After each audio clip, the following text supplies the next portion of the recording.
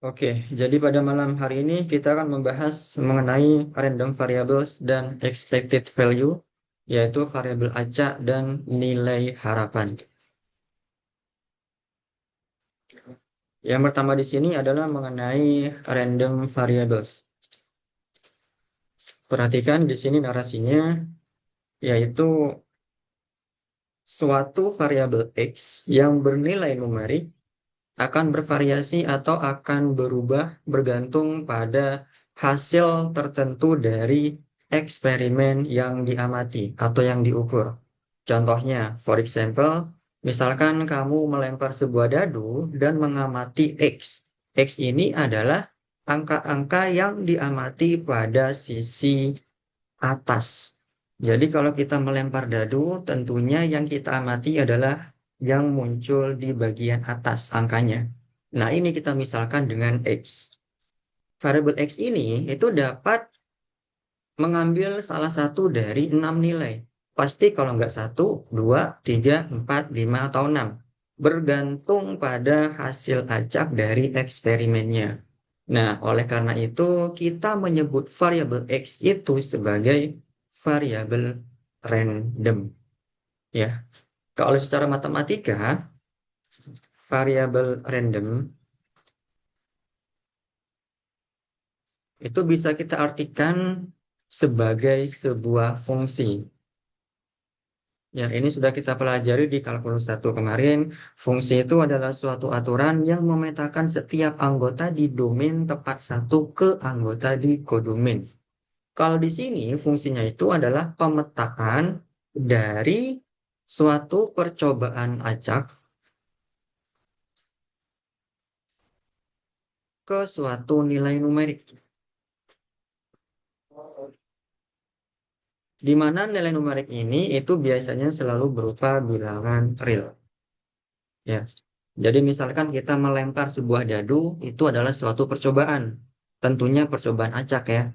Kemudian hasil yang kita temukan yang muncul di bagian atas, di sisi atas, itulah nilai yang muncul, nilai numerik yang muncul. Bisa angka 1, angka 2, 3, 4, 5, atau 6. Misalkan kasus lain kita melempar sebuah koin. Koin itu biasanya selalu terdiri dari dua bagian. Kalau nggak angka ya gambar. Kalau nggak angka atau gambar. Nah, X-nya atau variabel acaknya itu harus kita misalkan dengan angka. Kenapa dengan angka? Karena di sini selalu berupa nilai numerik. Jadi variabel random itu adalah angka yang muncul. Bukan angka di sini ya, tetapi bagian yang muncul entah itu angka atau gambar, tapi kita harus memisalkan dengan suatu nilai numerik. Misalkan X itu sama dengan 0 jika yang muncul itu adalah angka dan 1 jika yang muncul itu gambar. Nah, seperti ini. Tergantung pengasumsian kita.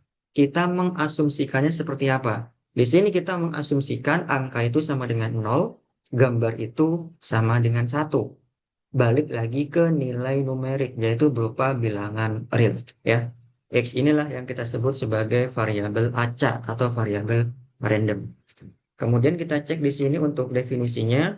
Suatu variabel X itu adalah suatu variabel acak jika nilai-nilai yang diasumsikan nih, yang diasumsikan. Kalau yang tadi itu adalah 0 sama dengan angka, kemudian 1 sama dengan gambar. Ya, yang diasumsikan atau yang dimisalkan berkorespondensi terhadap hasil dari suatu eksperimen merupakan suatu chance atau kesempatan dan atau suatu kejadian acak atau suatu kejadian random. Contoh lainnya di sini kita bisa memisahkan misalkan X itu adalah banyaknya kecacatan pada piece of furniture, pada bagian furniture yang dipilih secara acak. Atau X yang lain misalkan SAT score. SAT itu tes masuk perguruan tinggi di Amerika ya, Scholastic Assessment Test.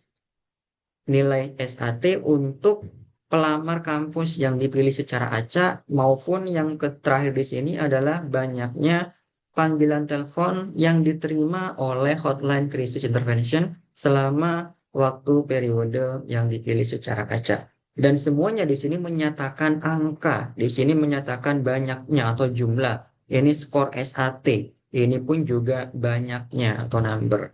Itu pasti berkaitan sama angka. Oleh karena itu, X atau variabel acak pasti berupa suatu nilai numerik. Kalau bukan nilai numerik, misalkan yang tadi pelemparan suatu koin, kita asumsikan dengan suatu nilai numerik ya. Kayak angka itu sama dengan 0, gambar sama dengan 1. Ini pun bisa kita ganti tergantung pengasumsian kita. Misalkan angka kita misalkan dengan 1, kemudian gambar kita misalkan dengan 3, itu bebas, terserah. Yang penting nanti outputnya pasti berupa nilai numerik. Ini mengenai variabel acak. Nah, kemudian di sini kita punya distribusi peluang. Jadi distribusi peluang untuk suatu variabel acak diskrit. Nih, kita akan membahas variabel acak diskrit secara khusus. Itu adalah suatu formula, suatu tabel atau grafik yang memberikan kemungkinan nilai-nilai dari X dan peluang PX itu pasti berasosiasi dengan masing-masing nilai dari X ya. Jadi X tadi variabel acak yang diskrit, PX-nya itu adalah peluangnya. Peluang yang pasti akan berkaitan dengan masing-masing nilai dari X-nya. Nah, nilai X di sini itu merepresentasikan mutually exclusive. Apa itu? Yaitu kejadian yang saling bebas. Nih, mutually exclusive numerical events. Yaitu kejadian yang saling bebas. Apa itu kejadian yang saling bebas? Yaitu kejadian yang tidak mungkin terjadi secara bersamaan. Dengan kata lain, dia tidak punya irisan atau irisannya sama dengan 0. Seperti itu.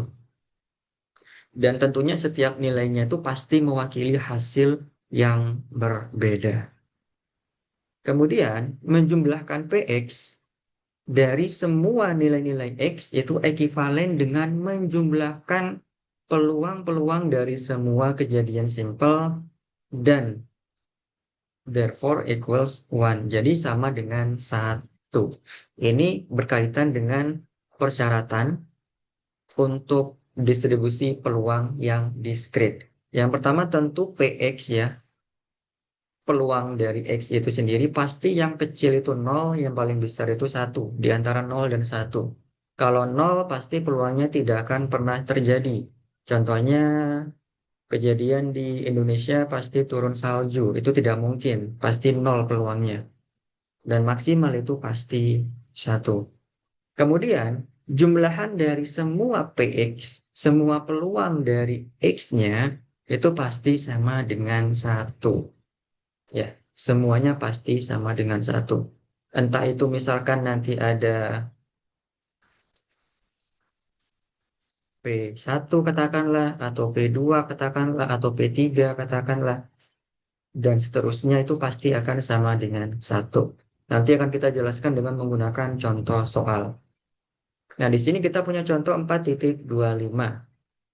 Pelemparan dua buah dadu, dua buah koin yang fair, dan misalkan X itu, nah ini kita memisalkan X ya, variabel acaknya kita misalkan, itu sama dengan the number of heads observed. Apa ini? Banyaknya sisi kepala yang muncul. Ini yang penting nih. Jadi variabel acak itu tergantung dengan pendefinisian dari soal. Ini artinya adalah banyaknya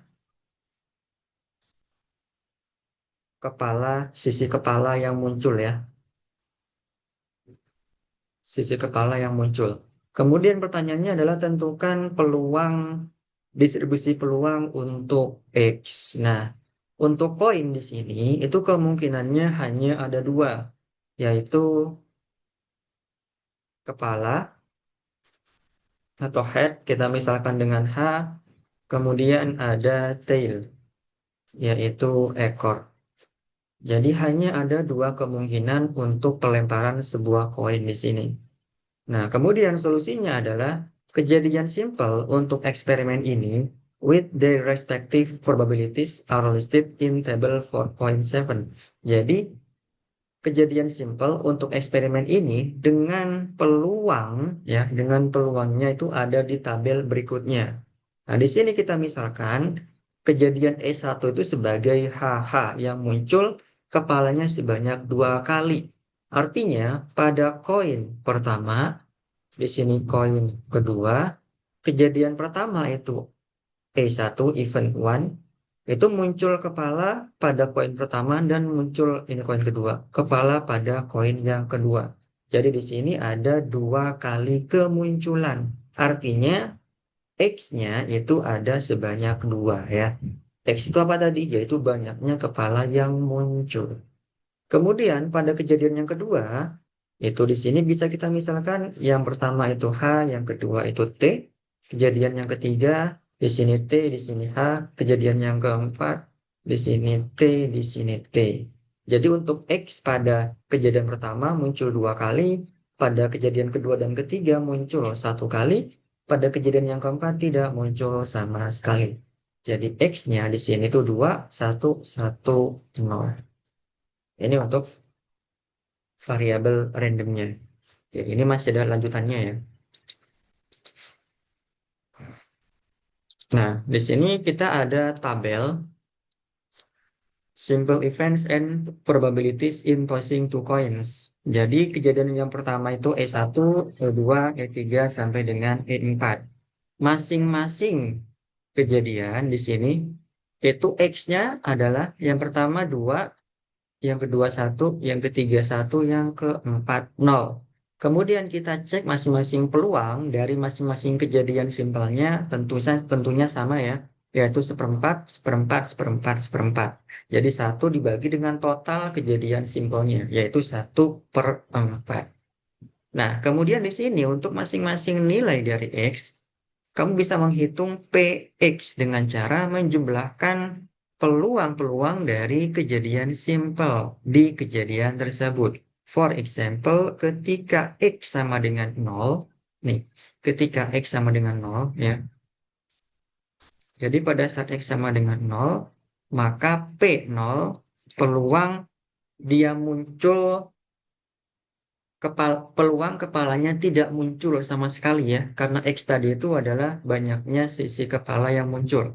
Jadi peluang sisi kepala tidak muncul sama sekali itu ada berapa? Ada 1 ya, yaitu kejadian yang keempat dibagi dengan total kejadiannya ada 4. Kemudian ketika X-nya sama dengan 1, artinya kepalanya muncul sebanyak 1 kali, yaitu peluang 1 sama dengan ada 2 di sini di kejadian yang kedua dan di kejadian yang ketiga. Jadi 2/4 sama dengan 1/2. Kemudian untuk yang X sama dengan 2, maka dia berarti P2, yaitu dua-duanya muncul kepala. Tentunya ada satu kejadian di kejadian yang pertama. Jadi peluangnya 1/4. Nah, total dari PX-nya itu adalah penjumlahan dari P0, P1, dan P2. P0 ditambah P1 ditambah P2. P0-nya adalah 1/4 ditambah 1/2 ditambah 1/4. Ini tentu hasilnya adalah 1 ya. Jadi jelas sigma PX itu sama dengan 1. Sesuai dengan persyaratan yang dibutuhkan tadi untuk variabel acak diskrit. Seperti itu untuk pembahasan contoh soalnya.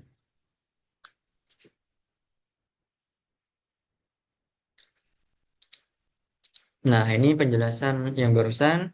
Jadi PX untuk X-nya sama dengan 0 itu adalah 1/4.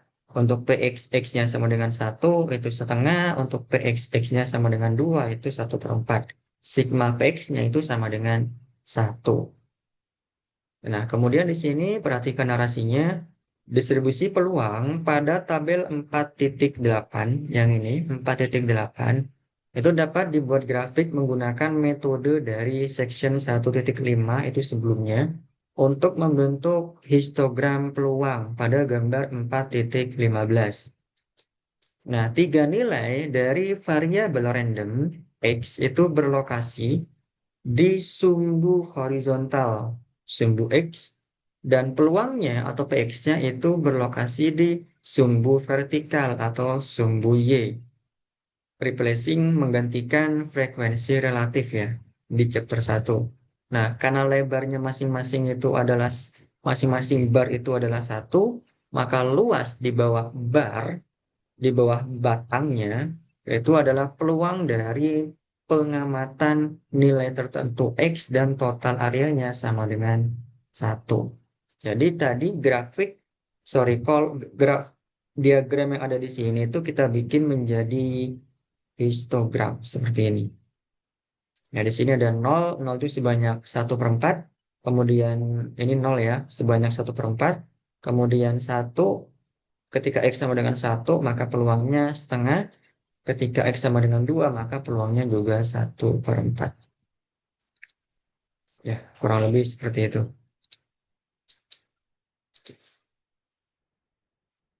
Nah, kemudian di sini kita punya definisi mengenai expected value atau nilai harapan. Misalkan X itu adalah suatu variabel random discrete dengan peluang, dengan distribusi peluang PX, maka min or expected value of X is given as mu sama dengan ekspektasi expected value X sama dengan sigma X PX. Min di sini tuh bukan min dalam artian pengukuran ya, yaitu jumlah dari semua data dibagi banyaknya data, bukan seperti itu, tapi dia ini min dalam artian peluang, dalam kasus peluang, dalam konteks peluang. Atau kita mengenalnya sebagai expected value, nilai harapan. Jadi rumusnya itu adalah mu sama dengan EX sama dengan sigma X dikali dengan peluangnya. Jadi sigma X PX kalau berdasarkan kasus yang tadi, itu bisa kita artikan dengan yang contoh barusan, bisa kita misalkan dengan 0 dikali P, 0 ditambah 1 dikali P, 1 ditambah 2 dikali P, 2. Seperti itu. Dan seterusnya. Karena dia berupa sigma, maka pasti muncul penjumlahan. Nah, di mana elemen-elemen itu dijumlahkan dari semua nilai variabel random X-nya. Nanti akan kita bahas contoh soalnya. Kemudian di sini kita bisa menggunakan suatu argumen yang similar untuk justify, menentukan rumus untuk populasi varians atau varians populasi yaitu sigma kuadrat dan standar deviasi populasi yaitu sigma. Nah, pengukuran numerikal ini itu untuk mendeskripsikan spread or variability. Jadi untuk penyebaran atau keberagaman variabel random ya, penyebaran atau keberagaman dari suatu variabel random menggunakan average atau expected value dari square deviation of X values from their mean mu. Nah, jadi di sini kita nanti akan menggunakan variance. Selain kita punya expected value, kita juga punya yang namanya variance. Definisinya di sini, misalkan X itu adalah variabel acak discrete dengan distribusi peluangnya PX dan minnya itu mu, maka variance dari X tersebut, ya variance dari variabel acak discrete itu dirumuskan dengan rumus seperti ini, sigma kuadrat sama dengan expected value X min mu kuadrat. Dan ini bisa kita pecah menjadi seperti ini. Ya, X min mu kuadrat. X sigma X min mu kuadrat dikali dengan distribusi peluangnya. Di mana penjumlahan ini itu dari semua nilai-nilai dari variabel acak X. Dan tentunya di sini kita pasti kalau kita ngobrol tentang varians pasti kita berkaitan dengan yang namanya simpangan baku atau standar deviasi. Jelas ya kalau standar deviasi itu tinggal diakarkan kuadrat dari varians. Jadi kalau varians itu sigma kuadrat maka simpangan baku itu adalah sigma. Karena sigma itu sama dengan akar dari sigma kuadrat. Jadi varians tinggal diakarkan kuadrat. Kita langsung bahas pada contoh soalnya di sini. Kita punya suatu toko elektronik itu menjual model tertentu dari notebook, dari komputer notebook. Kemudian, there are only 4 notebooks in stock. Jadi hanya ada 4 notebook dalam stok. Dan manajernya itu penasaran, what today's demand for this particular model will be. Jadi manajernya itu penasaran apakah permintaan hari ini itu untuk model yang tertentu itu ada. Nah, dia belajar dari departemen marketing bahwa atau tentang distribusi probability untuk X. Apa itu X? Yaitu permintaan harian untuk laptop yang ditunjukkan pada tabel di sini. Ini permintaan hariannya. Jadi X-nya pasti didefinisikan oleh soal ya. Ini adalah variabel acaknya. Kemudian tentukan mean, variance, and standard deviation of X. Is it likely that 5 or more customers will want to buy a laptop today? Nah, ini ada pertanyaan yang unik nih di sini. Pertanyaannya adalah, apakah mungkin bahwa 5 atau lebih customer akan membeli laptop hari ini? Kalau untuk 5 customer, itu ada peluangnya, yaitu 0,05. Kemungkinan 5 customer membeli laptop hari ini adalah 0,05. Tetapi untuk lebih customer, lebih dari 5 customer, itu berapa kira-kira peluangnya? Apakah mungkin? Maka untuk menjawabnya adalah kita cari tahu dulu jumlahan dari PX-nya di sini. Apakah jumlahan PX 0,1, 0,4, 0,2, 0,15, 0,1, dan 0,05 itu sama dengan 1? Kalau jumlahan dari semua nilai PX ini sama dengan 1, maka tidak ada lagi nilai PX yang lain. Artinya untuk lebih dari 5 customer, itu tidak ada kemungkinan dia bakal membeli laptop. Tapi kita hitung dulu nih, PX-nya itu ada berapa jumlahnya. 0,1 tambah 0,4, 0,5. Tambah 0,2, 0,7. Tambah 0,15, 0,85. Tambah 0,1, 0,95. Tambah 0,05 sama dengan 1. Berarti sama dengan 1 ya. Sigma PX itu sama dengan 1. Selalu sama dengan 1. Kalau belum sama dengan 1, berarti masih ada kemungkinan yang lain di sini. Misalkan 6, untuk customer-nya 6, 7, dan seterusnya. Tapi kalau sudah sama dengan 1, berarti nggak ada lagi nilai-nilai yang lain. Artinya tidak mungkin ada lebih dari 5 customer yang membeli laptop. Ya. Jadi kita membaca tabel ini itu artinya di sini peluang hari ini tidak membeli laptop. Tidak ada yang membeli laptop adalah 0,1. Peluang untuk yang membelinya cuma 1 orang, customernya 1 itu 0,4. Untuk customernya 2 itu 0,2 dan seterusnya. Itu cara membaca tabelnya. Nah, ini kita punya solusinya di sini. Tabel 4,9 itu menunjukkan nilai X dan PX. Ya.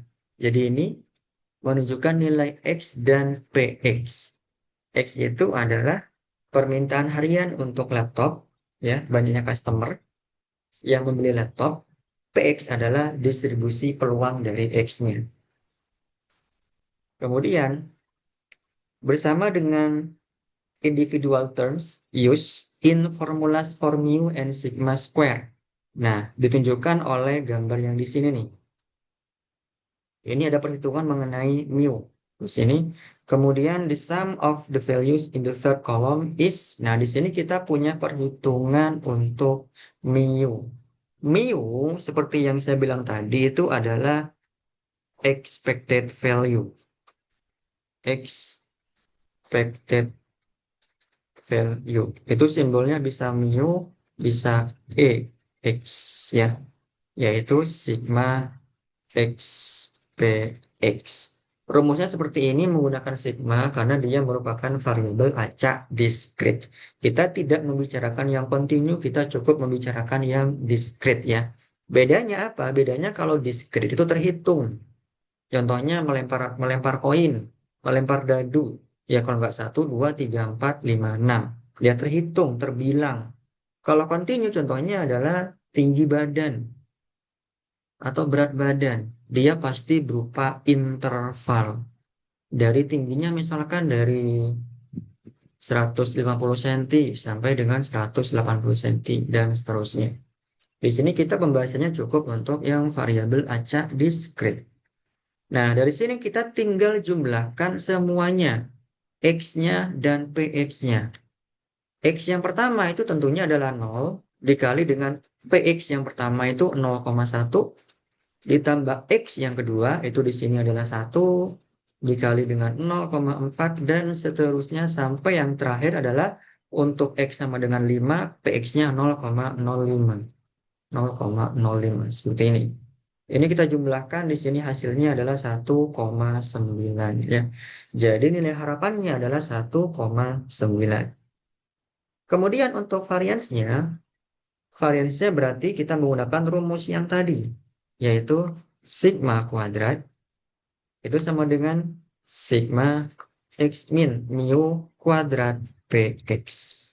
Ini cukup gampang ini karena perhitungannya menggunakan mu di sini ya, berkaitan dengan mu. Ada x variabel acak, ada mu expected value-nya, kemudian ada probabilitas distribution dari x. Ini dikuadratkan dulu dikali px baru kita jumlahkan. Kira-kira begitu ya. Hasilnya di sini adalah 1,9 untuk variansnya. Dan untuk sigmanya atau simpangan bakunya atau standar deviasinya itu adalah akar dari varians yaitu 1,34. Kira-kira begitu. Nah, di sini ada tabel untuk contoh 426 ya. Jadi cara lain kalau misalkan tidak ingin panjang lebar menghitung secara manual seperti ini, bisa kalian gunakan tabel seperti ini ya. Kita hitung dulu XPX-nya, kemudian kita jumlahkan semuanya, maka penjumlahan dari XPX semuanya ini menjadi nilai expected value, nilai harapan. Kemudian kita hitung X min mu kuadratnya, seperti ini. Lalu hasilnya masing-masing di sini kita kalikan dengan PX. Hasil dari X min mu kuadrat kita kalikan dengan PX. Sigmanya nanti akan menjadi nilai varians atau sigma kuadrat. Ya, seperti itu ya. Jadi kurang lebih seperti itu untuk pembahasan materi yang ketiga hari ini mengenai variabel random discrete dan expected value beserta nilai variansnya.